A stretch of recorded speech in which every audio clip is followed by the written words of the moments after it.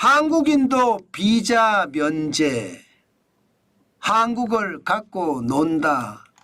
여러분, 이 말이 무슨 말일까요? 한국인들을 갖고 논다. 예, 이 말입니다. 중국의 이야기입니다. 뭘 가지고 갖고 노느냐? 이거 말입니다. 무비자 정책. 예, 당장 말입니다. 중국은요, 한국인 대상으로 2025년 12월까지 15일 이내 체류를 하면요, 무비자로 시행을 하겠다고 이야기합니다. 이것 말입니다, 여러분. 우리 정부요? 몰랐습니다. 우리 외교부요? 몰랐습니다. 우리 주중대사관이요? 몰랐습니다. 아무도 몰랐어요. 그런데 중국이 일방적으로 발표한 거예요. 일방적으로. 진짜 중국이 대한민국을 우습게 알기는 우습게 알죠. 물론 무비자 정책을 시행을 하면 우리 기업인이나 우리 관광객들이나 좋아요. 그동안 비자 한번 받으려고 그러면요, 중국 엄청나게 까다롭게 했거든요. 직장에, 학력에, 부모에, 배우자에, 또 부모나 배우자의 직업이나 나이 엄청나게 요구해서요, 이거 말입니다. 돈 한 10만 원 주고 대행해 주는 업체를 통해서 했어요. 그런데 갑자기 무비자 한다고 하니까 뭐 기본적으로는 나쁘지는 않아요. 그러나 나라와 나라 사이에 국경선을 개방 안 하고의 문제잖아요. 이것은 반드시 두 나라가 협의에 의해서 움직여야 되는 거예요. 예, 그만큼 말입니다. 상호 관계가 굉장히 중요하다는 뜻입니다. 저는 그런 차원에서 보면 중국이 대한민국을 갖고 놀았다. 저는 그렇게밖에 생각이 안 듭니다. 물론 뭐 대한민국만 이런 건 아니에요. 슬로바키아나 노르웨이, 핀란드, 덴마크, 아이슬란드, 안도라 공국, 모나코, 예, 리텐슈타인 뭐 이렇게 유럽 8개국도 같이 됐습니다. 예, 같이 됐습니다. 그래서 뭐 우리에게는 중국 가기가 좀 수월해졌다 이런 생각은 조금은 듭니다. 그렇지만 여러분, 우리가 잘 생각을 해보자고요. 이들은요, 반드시 꿍꿍이가 있습니다. 이 나라가 커도요, 쫌팽이 같거든요. 그래서 꿍꿍이가 반드시 있습니다. 지금 꿍꿍이는 제가 한번 말씀을 드렸던 것처럼, 예, 이게 간첩 혐의, 특히 반간첩 혐의로 한국인을 첫 구속을 했거든요. 쉽게 말하면 한국의 반도체 기술자인데 이 반도체 기술자를 돈 많이 주고 데려갔다가, 예, 그리고 어느 날 이, 예, 한국의 반도체 기술자에게 반간첩 혐의를 씌워서 구속한 사례입니다. 아마 이것 때문에 제가 봐서는, 예, 대한민국의 반도체 뭐라고 해야 되나, 박사들 내지는 지식인들 중국으로 몰려갔거든요. 월급 많이 준다고 하니까. 그런데 이 반간접법이 적용이 되면서 구속이 되니까 아마 굉장히 술렁거릴 겁니다. 실제로 말입니다. 반도체 엔지니어만 간 게 아니잖아요. 그리고 반도체 엔지니어만 하더라도 중국 업체에 근무하는 한국인이 수천 명은 된다고 해요. 수천 명. 그뿐이겠습니까? 첨단 기술에는 다 가 있거든요. 조선에도 가 있잖아요. 조선에도 많이 뽑아갔습니다. 철강에도 많이 뽑아갔습니다.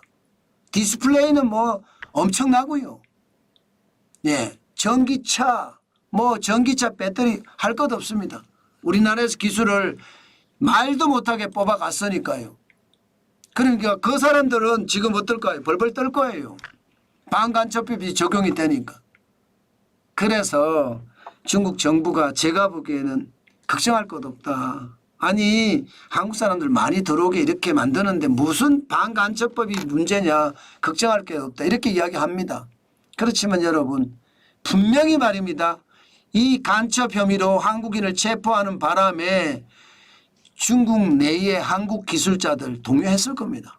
굉장히 동요하고 있을 거고요. 지금도요. 언제 내가 반간첩 혐의로 간첩죄로 중국 감옥에 들어갈지 몰라, 이렇게 생각 안 할까요? 전 충분히 그럴 수 있다고 생각합니다. 게다가 이것도 이거지만 지금 북한하고 러시아가 너무 가까워지잖아요. 거의 말입니다.